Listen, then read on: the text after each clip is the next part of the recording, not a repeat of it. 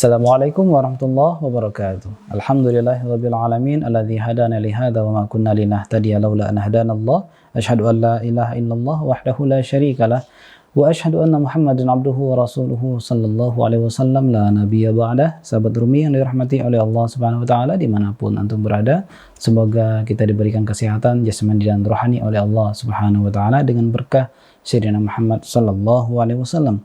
Ada adab berikutnya yang mesti ditinggalkan dan mesti dijauhi oleh imam dan makmum. Semua komponen masjid. Semua orang yang kalbunya berkaitan dengan masjid. Qalbuhu mu'allaqun bil masjid. Tajannubul abath. Menjauhi hal-hal yang kotor. Menjauhi hal-hal yang keji. Yang tidak baik. Katashbikil asabi'. Seperti menyilang-nyilangi jari. Ada beberapa rangkaian yang sangat tidak ditekankan, bahkan sangat harus dijauhi ketika kita berada di dalam masjid. Katashbikil asabi', menyilang-nyilangi jari. Itu sebelum sholat. Sebelum sholat kita sangat dilarang oleh Rasulullah untuk menyilang-nyilangi jari. Mengapa? Karena ada sebuah riwayat, senantiasa seseorang itu dianggap sholat, madama ahadun fis shalah mantazaratis shalah. Senantiasa seorang itu dianggap dalam kondisi salat selama dia masih menunggu salat.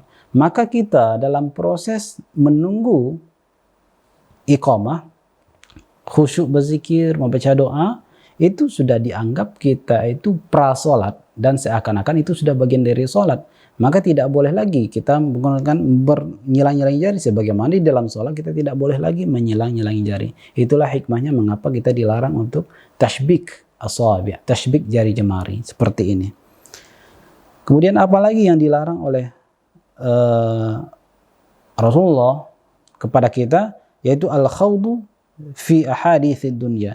Terlalu berdalam-dalam atau terlalu larut dalam membicarakan dunia, obrolan duniawi. Boleh kita berbicara tentang duniawi, tapi bab mendidik, bab menceritakan tentang bagaimana posisi dunia dibandingkan akhirat.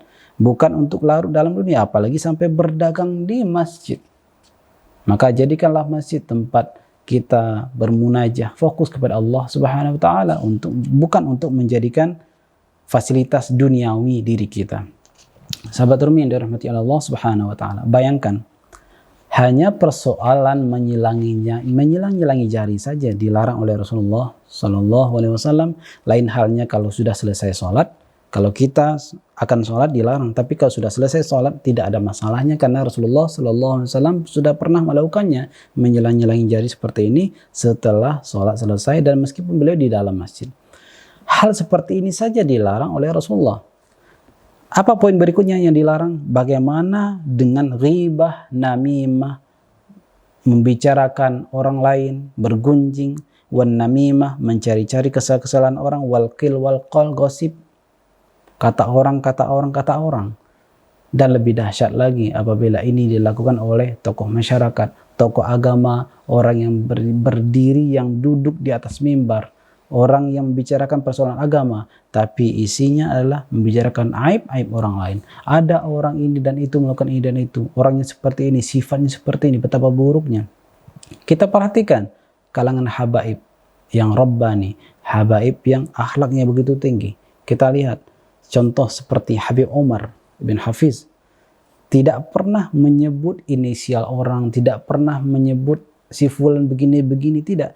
Beliau fokus kepada sebuah perbuatan yang ingin beliau bicarakan. Misalnya ada sebuah perbuatan yang tidak sesuai dengan agama, yang tidak sesuai dengan akhlak. Beliau fokus menasehati kita, membicarakan tentang perbuatan ini. Beliau tidak fokus, tidak pernah memancing kita. Siapa yang berbuat, siapa yang melakukan perbuatan ini, beliau sebutlah orang-orang itu. Beliau sebut misalnya ada seseorang begini, ada orang seperti enggak. Kita perhatikan bagaimana adab-adab para habaib, para murid-murid senior beliau. Betapa halusnya akhlaknya.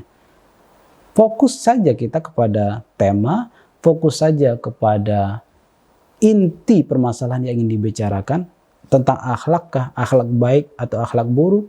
Jangan bicarakan orang yang sedang berakhlak buruk tersebut. Itulah hal-hal yang penting kita jauhi dari masjid. Fokuskanlah diri kita untuk amali-amaliyah yang berkaitan dengan masjid. Jangan kotori masjid, jangan kotori diri kita. Sebetulnya masjid itu tidak akan kotor oleh perbuatan diri kita. Ketika kita melakukan hal-hal yang kotor itu sebetulnya diri kita sendiri. Kalau diri kita sudah kotor, maka kotoran itulah yang akan dibawa di dalam sholat kita. Jelas sholat kita itu tidak akan diterima oleh Allah Subhanahu wa ta'ala. Akan jauh rahmat Allah di dalam sholat kita. Nah, itulah contoh atau akibat bagi orang-orang yang sholatnya tidak memberi pengaruh kepada dirinya. Yang mana sholatnya tidak tanha 'anil fahsya'i wal munkar. Kalau salat yang ada rahmahnya, salat yang ada mau'izahnya, salat yang nancap pada kalbunya, salat yang murni, maka salat itu tanha 'anil fahsya'i wal munkar. Wallahu taala alam, wallahu muwaffiq ila aqwamit thariq. Assalamualaikum warahmatullahi wabarakatuh.